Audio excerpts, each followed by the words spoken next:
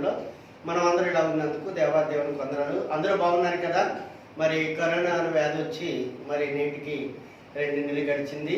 మరి 5వ నెల 17వ తారీఖు 3వ వారం కూడా ప్రభు సన్నిధానంలో మనం అందరూ ఇలా ఉన్నందుకు దేవాదేవునికి వందనాలు చెల్లిద్దాం. మరి ప్రార్థన చేసుకుని వాక్యంలోకి వెళ్దాం. పరిశుద్ధుడా, జీవము గల దేవ, నాయన నీకు వందనాలు, స్తుతులు, స్తోత్రాలు తండ్రి. ఇదిగో నీ సభా దినమున పునరుద్ధరణ దినమున ప్రభా నిన్ను ఆరాధించుటకు, నిన్ను స్తుతించుటకు, నిన్ను కనపరచుటకు అయా తండ్రి నా శరీరంలో మా శరీరంలో ప్రారంభించినందుకు నీకు వందనాలు, స్తోత్రాలయ్యా. నాన్నగా ఈ తండ్రి యూట్యూబ్ ద్వారా తండ్రి నాయన బిడ్డలు అనేక మంది నాయన వాక్యం వింటున్నాను, చూస్తున్నాను తండ్రి. ప్రతి ఒక్కరు వినేవారు చూసేవారు అందరూ కూడా ఆశ్రదకరంగా దేవునికరంగా ఉండేటట్టు కూడా సహాయం తెచ్చానైనా.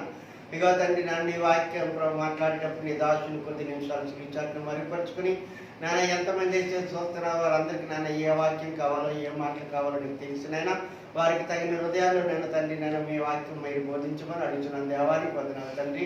ఇగో నన్ను మీరేనని కార్యక్రమంలో ఆధిపత్యం వహించి మొదటివాడిగా కడపడవాడిగా ఉండి సహాయం దయచేయమని మా ప్రభు శ్రీక్రీస్తు నామమున బట్టి అడిగి వేడుకుంటున్నాము తండ్రి. ప్రభునందు ప్రియమైన సహోదరులారా, మరి ఈరోజు వాక్య పాఠ భాగము ఆయన ప్రజలకు ఉండవలసిన తీరు ఏంటి, ఆయన ప్రజలకు ఉండవలసిన తీరు అనే మాట గురించి మనం మాట్లాడుతున్నాం. చూడండి, 2వ వృత్తాంత గ్రంథము 7వ అధ్యాయము 14వ వచనం చదువుకుందాం. 2వ వృత్తాంతాల గ్రంథము 7వ అధ్యాయం 14వ వచనం. నా పేరు పెట్టబడిన నా జనులు తమ్ము తాము తగ్గించుకొని ప్రార్థన చేసి నన్ను వెతికి తమ చెడు మార్గములను విడిచిన ఎడల ఆకాశము నుండి నేను వారి ప్రార్థనను విని వారి పాపములు క్షమించి వారి దేశమును స్వస్థపరచు. చూడండి, ఇక్కడ ప్రభునందు ప్రేమైన సహోదరి సహోదరులారా, ఇక్కడ రాజైన సొలొమోనుకి ప్రభు అయిన యెహోవా దేవుడు వీళ్ళతో మాట్లాడుతున్నాడు. ఏం మాట్లాడుతున్నాడంటే, ఆ రోజుల్లో దేవాలయము కట్టబడినకు రాజైన సొలొమోను మహారాజుని దేవుడు ఏర్పాటు చేసుకున్న తర్వాత ఆయన సొలొమోను మహారాజుకి జ్ఞానమును ఐశ్వర్యమునిచ్చి ఏం చేశాడంటే చక్కగా చూడముచ్చటగా మందిరాన్ని కట్టుకున్నాడు. కట్టుకున్న తర్వాత ఆ మందిరములో ప్రతిష్టాపన జరిగేటప్పుడు మనుషులు దేవాలయంలోకి ఎలాగ రావాలని ప్రభు అయిన యెహోవా దేవుడు సొలొమోను మహారాజుతో మాట్లాడుతున్నాడు. ఏంటో ఎలా మాట్లాడుతున్నాడంటే, ఇప్పుడు ఈ రకంగా తను తగ్గించుకొని ప్రార్థన చేయవలను, వెతకవలను అని లేఖనం ద్వారా దేవుడు మాట్లాడుతున్నాడు. ఇప్పుడు మనం అందరం కూడా దేవుని దేవాలయానికి వస్తున్నాం. దేవుని దేవాలయంలోకి వస్తున్న మనం అందరం కూడా మందిరము దేవుని చేత కట్టబడినది, మందిరము దేవుడి ఏర్పాటు చేయబడినది. మందిరము దేవుడి కట్టినది, దేవుడి ఏర్పాటు చేయబడిన మందిరములోకి మరి మనము వస్తుండేటప్పుడు ఎలా ఉండాలని దేవుడు లేఖనం ద్వారా మనతో మాట్లాడుతున్నాడు. ఆ రోజు సొలొమోను మహారాజు చెప్పాడు ఏమనంటే, చూడండి 7వ అధ్యాయము 12వ అధ్యాయం నుంచి 16వ వచనం వరకు చదువుకుందాం. అందులోనే 7వ అధ్యాయం 12వ వచనం 16వ వచనం వరకు. అప్పుడు యెహోవా రాత్రియందు సొలొమోనునకు ప్రత్యక్షమై ఇలాగు సెలవిచ్చును, నేను నీ విన్నపములను అంగీకరించి ఈ స్థలమును నాకు బలులు అర్పించు మందిరముగా కోరుకుంటున్నాను. ఇప్పుడు మనము దేవుని దేవాలయంలోకి వెళ్తున్న మందిరం ఏంటంటే బలి అర్పించే దేవాలయంగా దేవుడు కోరుకుంటున్నాడు కదండి. దేవుడు కోరుకుంటున్నాడు. అయితే ఇక్కడ మనకి ఒక మాట అంటున్నాడు చూడండి. అందులో ఒక మాట ఏమన్నా 13వ వచనంలో ఒక మాట ఉంటుంది చూడండి. 7వ అధ్యాయం 13వ వచనంలో ఒక మాట ఉంటుంది చూడండి. వాన కురియకుండా నేను ఆకాశమును మూసివేసినప్పుడు గాని దేశమును నాశనము చేయుటకు సెలవిచ్చినప్పుడే గాని నా జనుల మీదికి తెగులు రప్పించినప్పుడే గాని నా పేరు పెట్టబడిన నా జనులు తమ్ము తాము తగ్గించుకొని ప్రార్థన చేయండి. దేవుడు ఏమంటున్నాడంటే, మనకి కష్టం వచ్చేటప్పుడంట ఆయన ఉగ్రత మన మీదకి వస్తుందనేటప్పుడు దేశం మీదకి ప్రబలమవుతుండే టైంలో అప్పుడు దేవుని యొక్క దేవాలయంలో ప్రవేశించి ప్రార్థన చేయమని చెప్తున్నాడు. ఎవరితో? సొలొమోను మహారాజుతో దేవుడైన యెహోవా మాట్లాడుతున్నాడు. ఆ రోజుల్లో దేవుడు అలా మాట్లాడాడు, ఈ రోజుల్లో కూడా దేవుడు మనతో ఇలాగా మాట్లాడుతున్నాడు. ఇప్పుడు ప్రపంచమంతా అల్లకొల్లదనం, శాపం, పాపంతో నిండబడినది. శాపం, పాపంతో నిండబడిన ఇప్పుడు మనం కూడా దేవుని దేవాలయంలోకి ప్రవేశించాలంటే తన్ను తాను తగ్గించుకోవాలని దేవుడు మనతో మాట్లాడుతున్నాడు. ఎన్ని మాటలు మాట్లాడాడంటే, మొట్టమొదటి మాట ఏమంటే తన్ను తాను తగ్గించుకోవాలి, రెండో మాట ఏంటంటే ప్రార్థన చేయవలను, మూడో మాట ఏంటంటే వెదకవలను, తను వెదకవలను, నాలుగో మాట ఏంటంటే చెడు మార్గములను విడవలను. ఇప్పుడు ఈ 4 మాటల గురించి మనం మాట్లాడుతున్నాం. దేవుని దేవాలయంలోకి వచ్చేటప్పుడు మొట్టమొదటిసారి మానవుడైన వాడు తను తాను తగ్గించుకోవాలి కదండి, తను తాను తగ్గించుకోవాలి.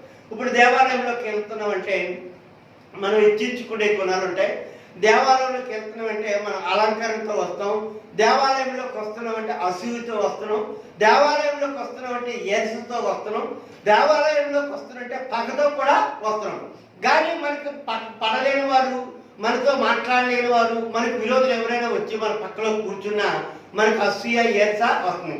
కానీ ఇక్కడ దేవుడు ఏం చెప్పాడండి, సొలొమోను మహారాజుతో ఏం చెప్పాడు, నేను కానీ శపించినప్పుడు, దేశాన్ని శపించేటప్పుడు మీరు దేవాలయంలోకి వెళ్ళి ప్రార్థన చేసేటప్పుడు తన్ను తాను తగ్గించుకుని ప్రార్థన చేస్తే ఆ ప్రార్థన నేను వింటానని దేవుడు ఈరోజు మనతో మాట్లాడుతున్నాడు. చూడండి, లోకాసు సువార్త 18:14 చదువుకున్నాం.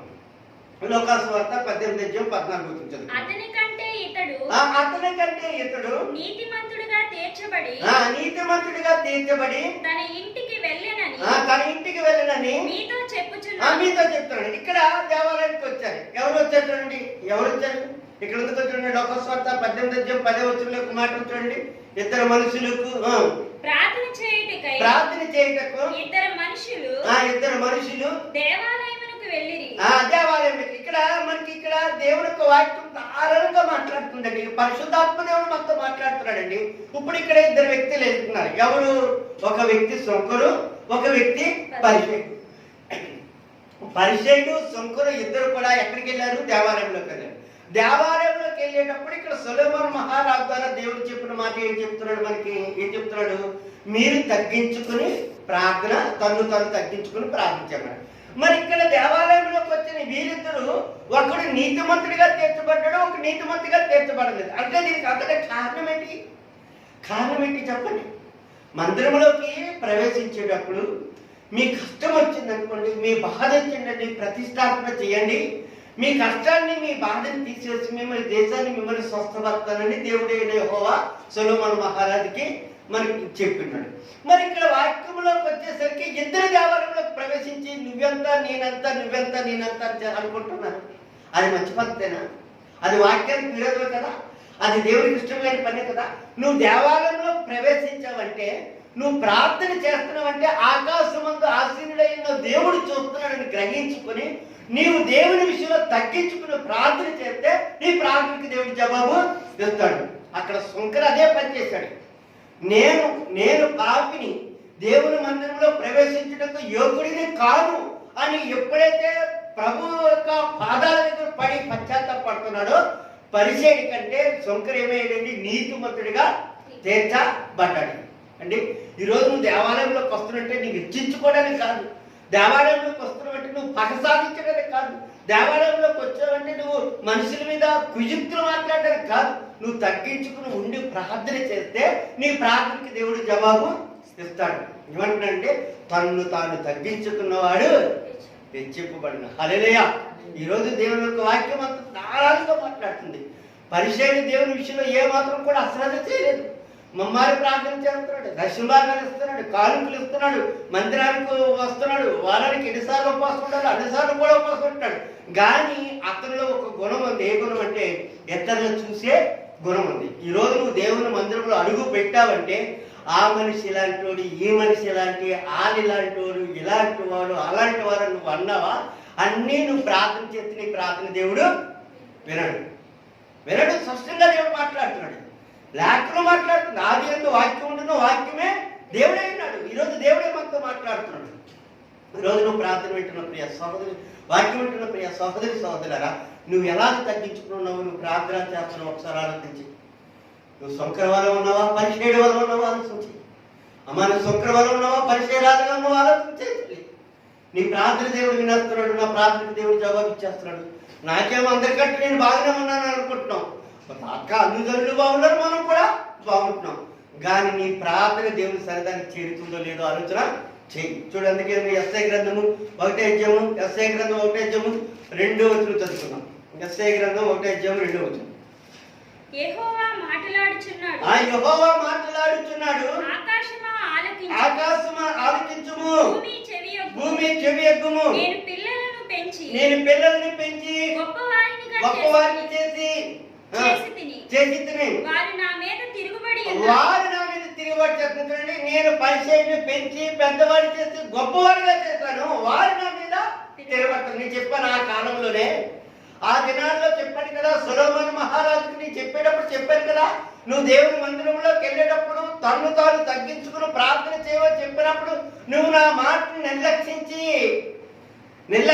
నీకు నువ్వు హెచ్చించుకుంటున్నావు. ఆకాశము ఆలకించుము, భూమి చెవియొగ్గుము. నేను పిల్లల కన్ని పెంచి పెద్దవారు చేస్తే ఎద్దు తన కామందని ఎడుగును, గాడిద తన సొంతగానే దొడ్డులు తెలుసుకోవాలని ఈ ప్రజలకు మాత్రం తెలివి లేదంటాడు. ప్రభునందు ప్రేమల సోదరులు, నువ్వు తగ్గించుకుని ప్రార్థన చేస్తున్నావా? నువ్వు తగ్గించుకుని దేవుని మందిరంలోకి వస్తున్నావా? సొలొమోను మహారాజు చేత దేవుని మందిరము కట్టబడిన తర్వాత, సొలొమోను మహారాజు చేత దేవుని మందిరం నిర్మించబడిన తర్వాత నేను కానీ కోపపడి ఉగ్రత పడితే మీరు కానీ దేవుని మందిరంలోకి వచ్చి ప్రవేశించినప్పుడు తను తాను తగ్గించుకుని ప్రార్థన చేసి వెతికి మీ పాపాలు ఒప్పుకుంటేనే మీ ప్రార్థన ప్రతిఫలం ఇస్తానని దేవుడైన యెహోవా సొలొమోను మహారాజుతో దేవుడు మాట్లాడాడు. ఈరోజు నువ్వు వాక్యాన్ని నిర్లక్ష్యం చేస్తున్నావు. ఈరోజు దేవుని సన్నిధాన్ని నిర్లక్ష్యం చేస్తున్నావు. ఈరోజు తన్ను తాను తగ్గించుకుని ప్రార్థన చేసేవాడే దేవుడికి ఇష్టమైనవాడు. తాను తగ్గించుకున్నా ఏమండి, అబ్రహాం ఏమేంటి? ఇశ్రాయేలుకు అబ్రహాం ఏమిటి? విశ్వాసులకు తండ్రి అయ్యాడు. తన్ను తాను తగ్గించుకున్న మోసే ఇశ్రాయేలుకి ఏమేంటి? నాయకుడయ్యాడు. నువ్వు తగ్గించుకో, ఈరోజు తగ్గించుకుని ఉంటే దేవుడు నిన్ను బహుగా ఆశీర్వదిస్తాడు. తగ్గించుకుని ఉంటే దేవుడు నిన్ను బహుగా దీవిస్తాడు. రెండో మాట మాట్లాడుతున్నాం. చూడండి, ప్రార్థన గురించి. ఎస్ఐ గ్రంథము 59 1 నుండి 2 వచనాలు చదువుకున్నాం. ఎస్ఐ గ్రంథము 50. రక్షింపనేరకుండినట్లు యెహోవా హస్తము కురుచకాలేదు. విననేరకుండినట్లు ఆయన చెవులు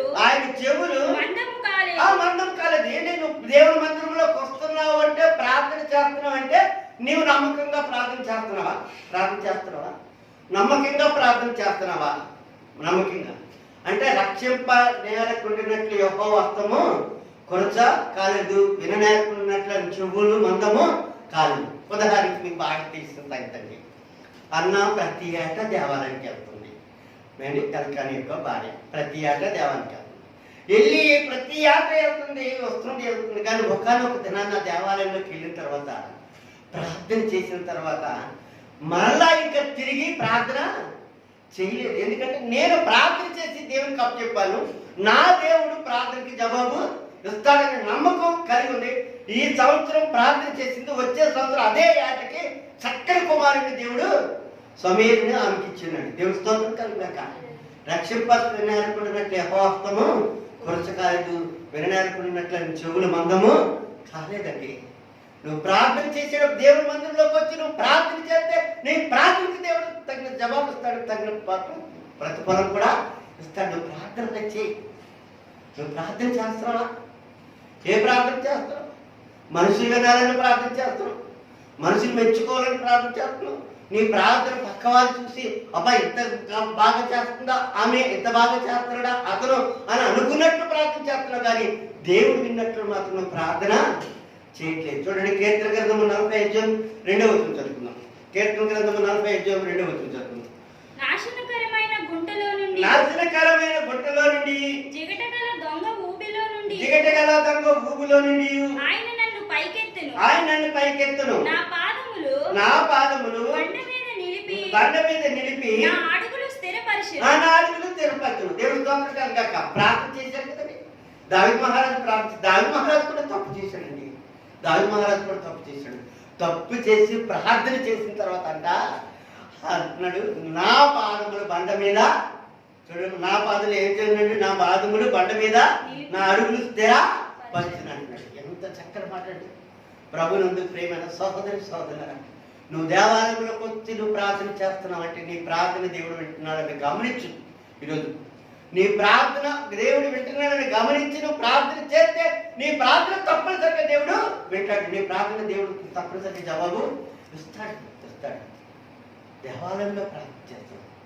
దేవుడు ఏర్పరచుకున్న మంత్రం, దేవుడు కట్టుకున్న మంత్రం. యెహోవా ఇల్లు కట్టించిన దాని కట్టివారి ప్రయాసము వ్యర్థమే అన్నాడు వాక్యంలో. మనం అనుకుంటున్నాం అండి, మేమేనండి పునాదులు వేస్తామండి, మేమేనండి పిల్లలు చేస్తామండి, దీని అంతటికీ ఈ రూపురేఖలు నేనే తీర్చిదిద్దానండి, దీనికి కావాల్సిన ద్రవ్యం నేనే ఇచ్చానండి అని అంటాం. కానీ నువ్వు విత్తే అయిపోదండి, నువ్వు రూపురేఖలు దిద్దుతావుదండి. దీన్ని కట్టేవాడు ఒకడున్నాడు. ఆయన చిత్తం లేకంటే ఏది కూడా జరగదు. ఆయన మందిరంలో నీవు ఎలా ప్రార్థన చేయాలంటే ఆయన వినినట్లు ప్రార్థన చేయాలి. చూడండి, మరొక మాట చూసుకుని చూడండి. 1 యోహాను 1:9 చదువుకుందాం. 1 యోహాను 1:9. మన పాపములను మనము ఒప్పుకొని ఎడల మనం పాపములను మనం ఒప్పుకొని ఎడల ఆయన నమ్మదగిన వాడును నీతిమంతుడును గనుక ఆయన మన పాపములను క్షమించి సమస్త దుర్నీతి నుండి మనలను పవిత్రులుగా చేయును. ఏంటంటే మన దేవుని మందిరంలోకి వచ్చిన తర్వాత పాపాన్ని ఒప్పుకుంటాండి. అమ్మ పాపంగా ఒప్పుకుంటే ఆ అమ్మ ఎంతదేమో, అమ్మ పాపంగా ఒప్పుకుంటే ఆడు ఎంటాడేమో, నన్ను ఎంత చేస్తాడేమో అనుకుంటాను కదా ప్రార్థన చేసేటప్పుడు. ప్రియ సహోదరి సహోదరులారా, దేవుని మందిరంలో నువ్వు పాప క్షమాపణ పొందాలి. దేవుని మందిరంలో పాపాన్ని ఒప్పుకోవాలి. దేవుని మందిరంలో పాపం ఒప్పుకొని ప్రతిష్టార్పణ బలి అర్పణ జరగాలంటే పాప క్షమాపణ జరగాలి. ప్రార్థన చేయాలంటే నువ్వు ప్రార్థన చేయాలి. తన్ను తాను తగ్గించుకున్న వాడు హెచ్చింపబడు. దేవుని మందిరంలో నువ్వు ప్రార్థన చేయాలి.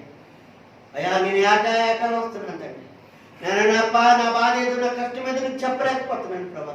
నా భర్త నన్ను చట్టి పిల్లల కంటే ఎక్కువగా చూస్తున్నాడు. అయ్యా నేను నాకేం పర్వాలేదు అనుకున్నాను, ఇదిగో నన్ను ఏడాది యొక్క మాటలు ప్రభా, నన్ను యొక్క బిడ్డ యొక్క మాటలు విని నాకు తట్టుకోలేకపోయినా ఆమె నాకంటే వెనకొచ్చి ప్రభా నన్ను సూటిపోటు మాట్లాడుతుంది, నన్ను గుడ్రామంటుంది ప్రభా అని ఎప్పుడైతే కన్నీరు విడిచి ప్రార్థన చేసిందో దేవుని దేవాలయంలో అన్నా, ఆ ప్రార్థన దేవుడు విని ఏం చేశాడండి, జవాబు ఇచ్చాడు. వీడు దాచుకుందా, ఆయన కప్పుకున్నారా? నువ్వు ఈరోజు దేవుడి సంతానం ఎలా ఉన్నావు? ప్రియా సహోదరి సహోదరులారా, వాక్యం వింటున్న నువ్వు ఎలా ఉన్నావు ఒకసారి ఆలోచన చేసుకో. అడుగు ప్రార్థన చేసేటప్పుడు దేవుని మందిరంలో నువ్వు పాపము నీవు ఒప్పుకోవాలి పశ్చాత్తాపడాలంతే. నువ్వు కప్పుకునే జీవితం నీలో ఉండిపోకూడదు. కప్పుకున్నావా దేవుడు మాత్రం నిన్ను విడిచిపెట్టాడు. కప్పుకోకుండా ఒప్పుకుంటే నీ ప్రార్థన దేవుడు ఉంటాడు. మూడో మాట మాట్లాడుతున్నాం, తనను వెతకవాలి. చూడండి, కీర్తన గ్రంథము 53:2 వివేకము కలిగి దేవుని వెతుకువారు కలరేమని దేవుడు ఆకాశము నుండి చూచి నరులను పరిశీలించు. చూడండి, దేవుడు అంట ఆకాశం నుండి చూసి అంట నరులను ఏం చేస్తాడండి, ఎవరినండి? వివేకము కలిగిన వారిని. అంటే ఎవరైతే జ్ఞానం కలిగి ఉన్నారని. ఏ జ్ఞానం కలుగుతుంది మనకి? ఏ జ్ఞానం? ఏమమ్మా జ్ఞానం ఉందా? అవునండి, ఇలాంటి బాధలు వస్తాయని, ఇలాంటి కరువు దినాలు వస్తాయి, ఇలాంటి కరుణావ్యాధులు వస్తాయని చీటుపాటు వేసి దాచుకున్నానండి. అవి ఉండబెట్టి 2 నెలల కాలం గడుపుతున్నానండి. అవి ఉండబెట్టి ఇప్పుడు ఆ బంగారం ఉండబెట్టి తాకట్టు పెట్టుకుని గడుపుతున్నామండి. ఈ జ్ఞానం ఉంది మనకి, ఈ జ్ఞానం ఉంది, ఈ ఆలోచన ఉంది. కానీ ఈ ఆలోచన ఈ జ్ఞానం కాదమ్మా, ఈ జ్ఞానం కాదు. వివేకము కలిగంట ఏం చేయమంటే తన్ను వెతకాలంట. ఎవరిని వెతకాలండి? నేను ఎవరిని వెతకాలండి? దేవుణ్ణి వెతకాలి. నువ్వు దేవుణ్ణి వెతుకు. ఎదుగుతున్నావా? దేవుణ్ణి ఎదుగుతున్నావా? ఎప్పుడు ఎదుగుతావా? నీ పనులన్నీ అయిపోవాలి, నీ సరదాలన్నీ అయిపోవాలి, నీ ఊసులాట్లన్నీ అయిపోవాలి, నీ యొక్క తంత్రాల మంత్రాలన్నీ అయిపోవాలి. అప్పుడు ఏదో కార్యక్రమం ఇలా ఆగారు కదా, ఇలా శుక్రవారం కదా, నువ్వు ఏం చేస్తాడు? ఏదో గుడి ప్రార్థన చేస్తాడు. అలా కాదు. వివేకము కలిగంట తన్ను వెతుకోవాడు కలరేమోనంట ఆకాశం నుండి దేవుడు చూస్తున్నాడట. చూడండి, మనకు మాట చూసుకోండి. 55 యెహోవా మీకు దొరుకు కాలమందు ఆయనను వెతుకుడి. ఆయన ఆయన సమీపంలో ఉండగా ఆయనను వేడుకొనుడి. ఆయన వేడుకొని యెహోవా దొరుకు కాలం ఉందంటే మీరు వెతకాలంట. ఆయన సమీపంగా ఉండగానే మీరు వేడుకోమంటున్నాడు కదండి. సమీపంగా ఉన్నట్టు కష్టకాలం వస్తుంది. రానున్న దినాల్లో ఇప్పుడు ప్రార్థనలు ముగిపోయాయి, దేవుని దేవాలయాలు ముగిపోయాయి, ప్రార్థనలు జరగట్లేదు. కొద్ది దినాలు పోతే బైబిల్ కూడా మన దగ్గర నుంచి తీసేసుకుంటారు. మరి ఇప్పుడు సమయం ఉందా లేదా చెప్పండి? సమయం కదా. అంటే సమయం ఉన్నది కాబట్టి మీరు ఏం చేయాలి? వివేకం కలిగి వెతకాలి. ఏం చేయాలండి? ఏం చెప్తున్నాడు? 55 వచ్చి లేవంటున్నాడు. యెహోవా మీకు దొరుకు కాలమందు మనకి ఇప్పుడు సమీపంగా ఉన్నాడండి. మనకు సమీపంగా ఉన్నాడు. దొరుకు కాలం అంటే మనం ఆయన ఏం చేయాలండి? వెతకాలి. ఎదుగుతున్నావా? ప్రార్థన చేస్తున్నావా? అడుగుతున్నావా? దేవుని మందిరంలోకి వచ్చి ప్రభా నేను నువ్వు ఎక్కడున్నావు ప్రభా తండ్రి, ప్రపంచం అంతా అల్లకున్న శాపం పాపంతో నింపబడిపోయింది ప్రభా. నాన్న మరణాల సంఖ్య ఎక్కువైపోయింది తండ్రి. నాన్న తండ్రి తండ్రి ప్రపంచం అంతా ప్రభా తండ్రి నేను శోధన చేత నింపబడదు ప్రభా. నేను నువ్వు ఎక్కడున్నావు దేవా అని నువ్వు వెతుకుతున్నావా? వెతకలేదు. తను వెతికేవారు కలరేమో అనంట దేవుడు ఆకాశం నుండట ఏం చేస్తున్నాడండి? చూస్తున్నాడట. ఎంత మంచిది. నువ్వు దేవుని దేవాలయంలోకి వచ్చావంటే తన్ను తాను తగ్గించుకోవాలి. దేవుని దేవాలయంలోకి వచ్చావంటే నీ ప్రార్థన చేసేటప్పుడు నీ పాపాలన్నీ కూడా ఒప్పుకోవాలి. దేవుని దేవాలయంలోకి వచ్చావంటే వెతకవాలను. ఎవరిని? దేవుణ్ణి వెతకవాలని. అమ్మా మా పెద్దోడు వచ్చాడా? వాడికి అంత చెప్పినా రాలేదు. వాడికి ఇంటికి వెళ్ళాక ఉంటుంది. నువ్వు మందిరంలోకి వచ్చి నీ ఇటు పాస్ట్ గారు వాక్యం చెప్తుంటే ఎడగోయి చూస్తావు. వాడు చిన్నోడు వచ్చాడా పెద్దోడు వచ్చాడా చూస్తావు. అది కాదమ్మా. నువ్వు ఎవరిని వెతకాలండి? దేవుణ్ణి వెతకాలి. చూడండి యాకోబు గ్రంథము 4:8 చదువుతున్నాం. యాకోబు గ్రంథము 4:8 చదువుతున్నాం. దేవుని యొద్దకు రండి. అప్పుడు ఆయన మీ యొద్దకు వచ్చును. దేవుని యొద్దకు రండి, అప్పుడు ఆయన మీ యొద్దకి వస్తాడు. మీరు దేవుని దగ్గరికి వస్తున్నారా? ఏంటి వెతకవాలని అంటే మీరు దేవుని దగ్గరికి రావట్లేదు కదా. ప్రభా నేను తండ్రి ఇగో నా ఇంటి పక్కనే నాకు కొద్ది దూరం 2 కిలోమీటర్ల దూరంలో మృత్యు వార్చపడుతుంది. మృత్యువు తండ్రి నన్ను చెలరేగిపోతుంది ప్రభా తండ్రి. నన్ను ఎంత గొప్ప దేవుడు ప్రభా అని దేవుని వెతుకుతున్నావా? నువ్వు ఆయన దగ్గరికి వస్తే ఆయన దగ్గరికి వస్తాడు. నువ్వు ఆయన దగ్గరికి రా. ఆయన దగ్గరికి రా. మందిరంలోకి వచ్చేయండి. సో ఈ 2 నెలల్లో ఏ రోజైనా తనకు తీసుకుని దేవుని సన్నిధానంలో 1 గంట అరగంట కూర్చోడవా? దేవుని సన్నిధానంలో అడగవా? ప్రభుని దేవుని సన్నిధానంలో వ్యాజ్యమాడవా? నీ ఆటపాట్లే, నీ సంతోషమే, నీ సార్థే ఇదే ముఖ్యం అనుకుంటున్నావేమో. ఆకాశమంతంట ఆశీనుడైన దేవుడు చూస్తున్నాడట. మందిరాలు ఎందుకు నిర్మించాడండి? దేవుడు ఎందుకు నిర్మించాడు? సొలొమోను మహారాజుతో ఏం చెప్తున్నాడు? మందిరం కోసం ఏం చెప్తున్నాడు చెప్పండి? ఏం చెప్తున్నాడు? నేను ఆకాశము మూసినప్పుడు ఏంటి ఆకాశాన్ని నేను దాన్ని వర్షం పడకుండా చేసినప్పుడు మీరు పశ్చాత్తాపడి ప్రార్థన చేయడానికి మందిరాన్ని నేను ఏర్పాటు చేశానని చెప్తున్నాడు. ఈరోజు దేవుడు మనతో కూడా అదే మాట్లాడుతున్నాడు. ఈ శ్రమ, ఈ బాధ, ఈ కరోనా వ్యాధి వచ్చిందంటే మీరు నా మందిరంలో ఏడుస్తారేమో అని నేను చూస్తున్నానని దేవుడు ఈరోజు మనతో కూడా మాట్లాడుతున్నాడు. మనం చూడటం నువ్వు వెతకట్లేదు. ఎప్పుడు రేపు తెల్లవారి 10 గంటల నుంచి కొట్లని మూసేస్తారట. కాయవంతో కలర్ని ఆపేస్తారట. ఈరోజు ఎన్ని సామాన్లు తెచ్చాయి? ఏమి తిందామా, ఏమి తాగుదామా, ఏమి ధరిద్దామా అనే ఆలోచన తప్ప కానీ అయ్యో దేవుని వెతకాలనే ఆలోచన మనకి చూడండి. మత్తయి సువార్త 6:33 మత్తయి సువార్త 6:33 కాబట్టి మీరు ఆయన రాజ్యమును నీతిని మొదట వెతుకుడి. అంటే ఆయన రాజ్యాన్ని నీతిని ఏం చేయాలండి? మీరు మొదట వెతుకుడి. రాజ్యం ఎక్కడ చెప్పండి? ఆయన నీతి ఎక్కడ చెప్పండి? ఎక్కడుంది ఆయన రాజ్యం? నీతి ఎక్కడుందండి? ఆయన ఎక్కడుంటే ఆయన రాజ్యం అక్కడ ఉంటుంది. ఆయన ఎక్కడుంటే ఆయన నీతి అక్కడే ఉంటుంది. ఆయన వెతకాలి. వెతికితే ఆయన రాజ్యం నీతి నీ దగ్గరికి వస్తుందండి. ప్రభునందు ప్రేమను సోదరులారా, మొదటిసారి నువ్వు ఆయన దగ్గరికి రా. వెతుకు. ఆయన దగ్గరికి వచ్చి వెతుకు. ప్రార్థన చేయి. వెతుకు. తగ్గించుకో. ప్రార్థన చేయి. వెతుకు దేవుని దేవాలయంలో. దేవుని దానంలో ఆయమ్మ యజ్ఞాలు వేసుకొచ్చింది, ఈ అమ్మ ఏ వస్త్రాలు కట్టుకొచ్చింది, ఆయమ్మ ఏ నగలు ఎట్టుకొచ్చింది, ఆయమ్మ ఏంటి నా పక్కన కూర్చుంటుంది, ఈ బాబు ఏంటి అక్కడ కూర్చుంటున్నాడు. ఇది కాదు నువ్వు దేవుని మందిరానికి వచ్చి ఆయన ప్రజలకు ఉండవలసిన తీరు ఏంటంటే తన్ను తాను తగ్గించుకోవాలి, ప్రార్థన చేయాలి, వెతకాలి. 4వ మాట దగ్గరికి వచ్చేద్దాం. 4వ మాట ఏమంటండి? 4వ మాట ఏమంటండి? చెడు మార్గములను విడవాలి. ఏ మార్గాలు ఏంటండి? చెడు మార్గం. చూడండి, సామెతల గ్రంథం 28:13 చూస్తున్నాం. సామెతల గ్రంథం 28:13 చూస్తున్నాం. అతిక్రమములను దాచిపెట్టువాడు వర్ధిల్లడు. అతిక్రమములను దాచిపెట్టేవాడు వర్ధిల్లడు. ఇప్పుడు దేవుని మందిరానికి వచ్చామండి, సరే దేవుని స్తోత్రం మంచిదే, మరి పరిశుద్ధంగా వచ్చాం మంచిదే, ఆరాధనకు వచ్చాం మంచిదే, ఆరాధనలో పాల్గొంటున్నాం మంచిదే, పాటలు పాడుతున్నాం మంచిదే, ప్రార్థన చేస్తున్నాం మంచిదే, దశంభాగం కానుకలు ఇస్తున్నాం మంచిదే. కానీ ఇక్కడ దేవుని యొక్క వాక్యం చెప్తుంది 28:13 ఏం చెప్తుందండి? సామెతల గ్రంథములో ఏముంది? చదువు తెలబడతారే మాట. అతిక్రమములను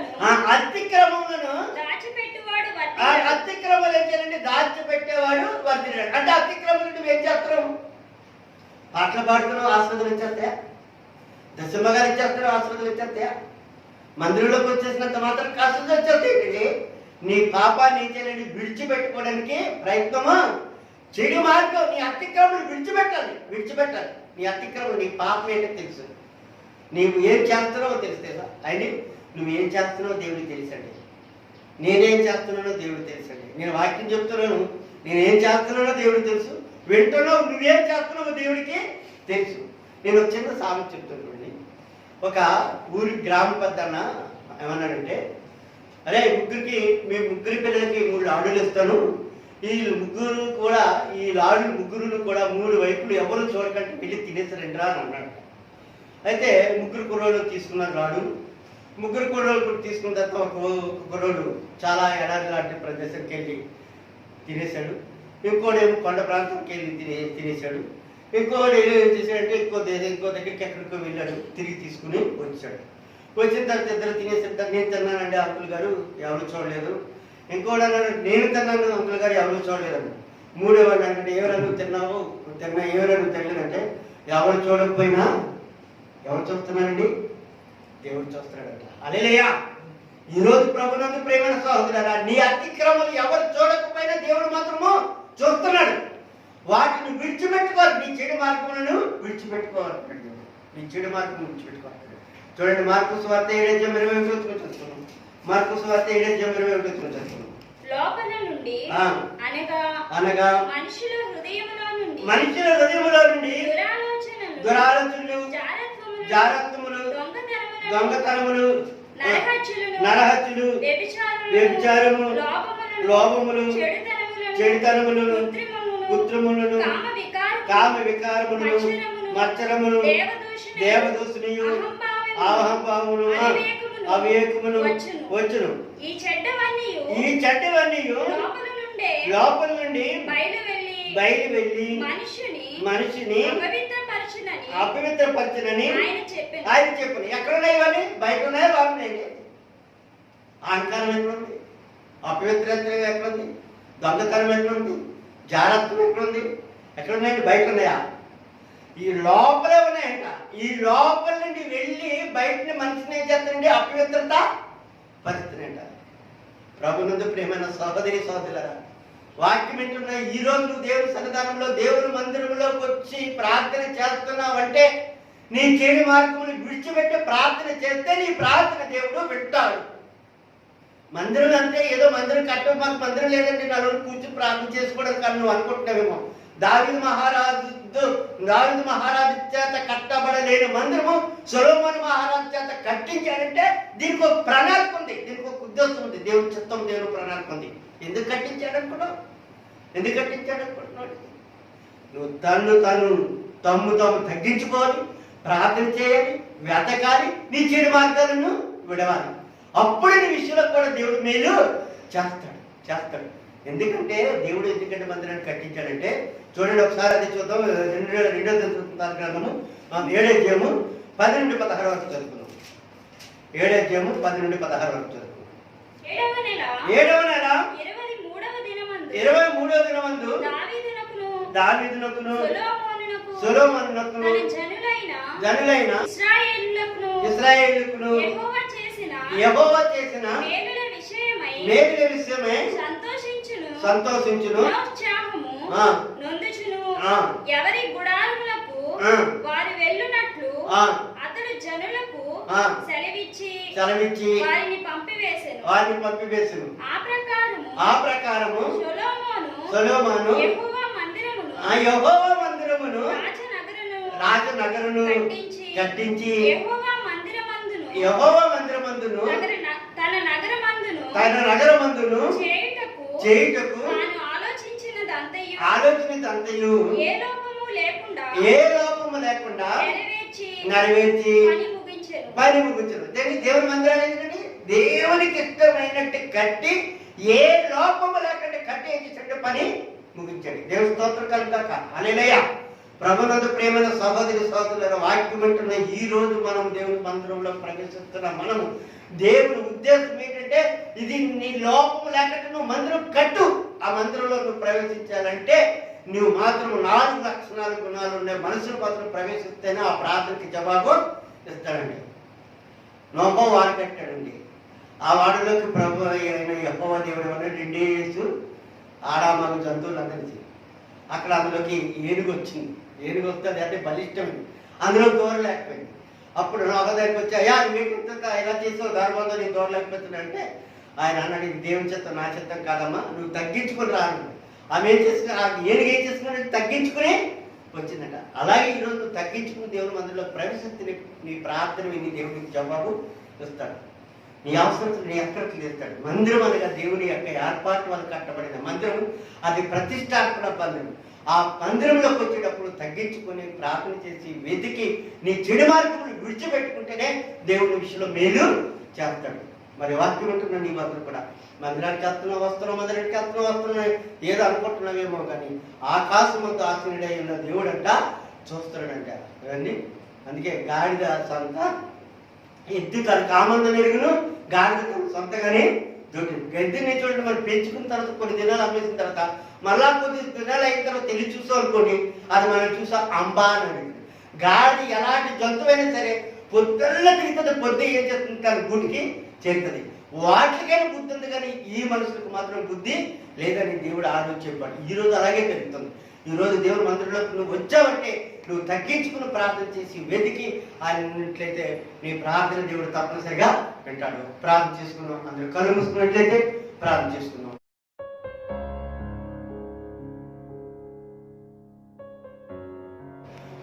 పరిశుద్ధుడా జీవము గల దేవా నాయన నీకు వందనాలు స్తుతులు స్తుతులు స్తుతులు స్తోత్రాలు తండ్రి. ఇదిగో నాయన ప్రభా ఈ సభా తెరువున పునరుద్ధాన తెరువున ప్రభా నీ ప్రజలకు ఉండవలసిన తీరు నన్ను నీ దైవజనుడు దాన్ని నువ్వు మాట్లాడవు దేవానికి వస్తున్నావు తండ్రి. ఇవాళ నీ మాట్లాడుతున్న ప్రతి ఒక్క బిడ్డ కూడా ప్రభా మందిరానికి వస్తున్నావు కాకండి నాయన ఎలా ఉన్నామని ఒక మనం పరీక్షించుకునే నా జీవితం మాకు అందరికీ కూడా దయచేది ఎవరికి వదనా తండ్రి. ఇవాళ ఎంతమంది అయితే నీ బిడ్డలు ఉన్నారో అందరినీ కూడా దీవించండి. నా సంఘాన్ని నా విశ్వాసుల కుటుంబాలందరినీ కూడా దీవించి ఆశీర్వదించండి. నేను ప్రతి కుటుంబం పైన ప్రతి బిడ్డ పైన ప్రతి యవనస్తుడి పైన నీ కృప నీ కాపుదల్ని దేవుడు ఎవరికి ఏ లోటు లేకుండా ఎవరికి ఏ బలహీన లేకుండా సహాయం తెచ్చండి. మా ప్రవేశ క్రీస్తులను పెట్టాలని వేడుకుంటున్నాం తండ్రి. తండ్రికి కుమారునికి పరిశుద్ధాత్మకు సాహసం ఇప్పుడు నువ్వు ఎల్లప్పుడూ త్రియేక దేవుని ఆత్మ కూడిన మన పైన ప్రార్థించిన బిడ్డ పైన సదాకాలము దేవుని కృప నిత్యముతోనే చక్కగా అందరికీ వందనాలమ్మా. God bless you. దేవుడు దీవించుగాక. వచ్చే ఆదివారం నుండి 4 గంటల నుండి 5 గంటల ప్రార్థన ఉంటుంది. తెల్లవారి చూసేవారందరూ కూడా వచ్చే ఆదివారం నుండి అందరూ ప్రార్థనకు రావాల్సిందిగా